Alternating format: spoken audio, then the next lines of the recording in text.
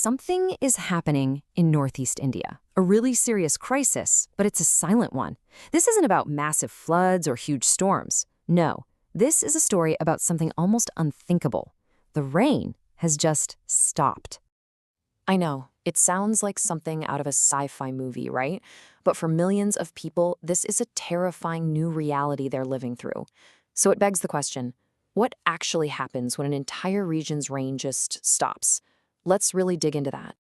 Okay, so to really get a handle on what's going on in the Northeast, we've got to zoom out a little and look at the bigger picture first.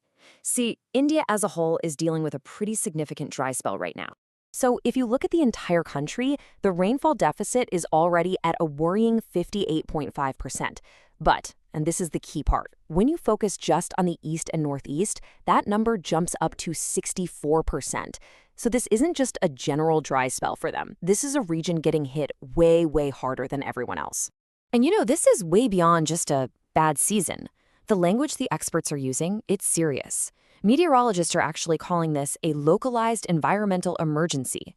And when you hear a term like that, it's a huge red flag. It's basically a signal that we need to act, and act fast. All right, so now let's zoom in. We've seen the big picture. Now let's get right into the heart of the crisis. We're talking about the specific states where the skies have gone, well, completely silent. And the absolute ground zero for this complete collapse of the water cycle is the state of Manipur. What's happening there is something we've almost never seen before. It's truly shocking.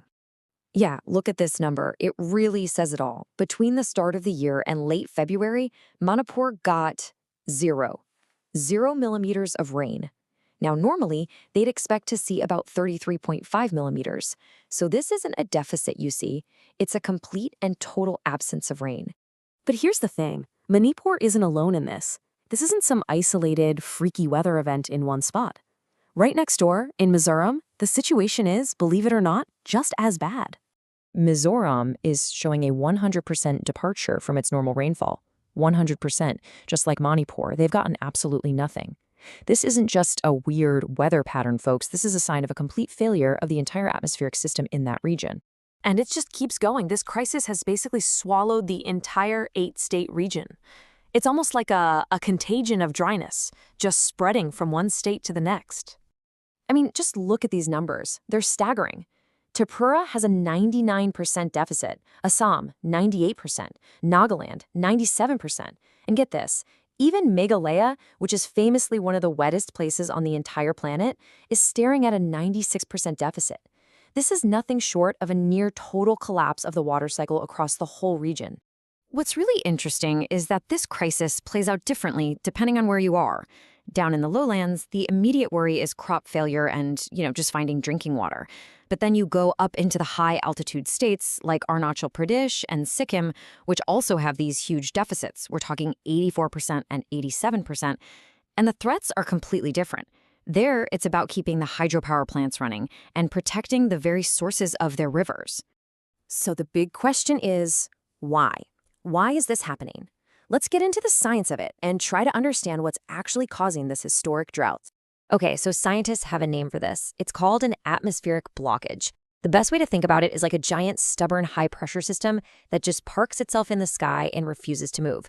It literally acts like a wall, physically blocking any moisture from coming into the region. So for people living there, it just means day after day of clear, dry skies when there should be clouds and rain. It's like the entire Northeast has been completely cut off from its lifeline of moisture. And that is why the experts are calling it a geographic contagion.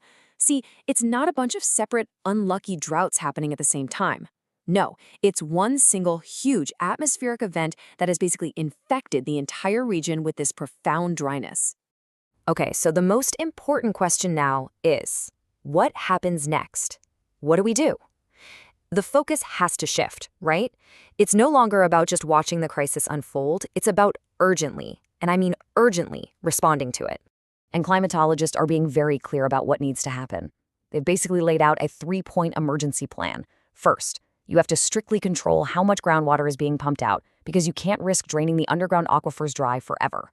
Second, every single state affected needs to activate its emergency drought protocols, like yesterday. And third, enforce really strict water conservation measures. And let's be clear, These aren't just polite suggestions. These are urgent, absolute necessities. So as we wrap this up, I think it's really important to remember what all of this really means for the people who are living through it. In places like Manipur and Mizoram, seeing a 100% rainfall deficit, well, that's not just a number on a chart. It's not just about a water shortage. Really, the thing to take away from all this is that what we are witnessing is a complete cessation of the atmospheric moisture needed to sustain daily survival. Think about that phrase. This is a crisis that hits at the absolute foundation of life itself, and is just a terrifying reminder of how incredibly fragile these natural systems we all depend on really are.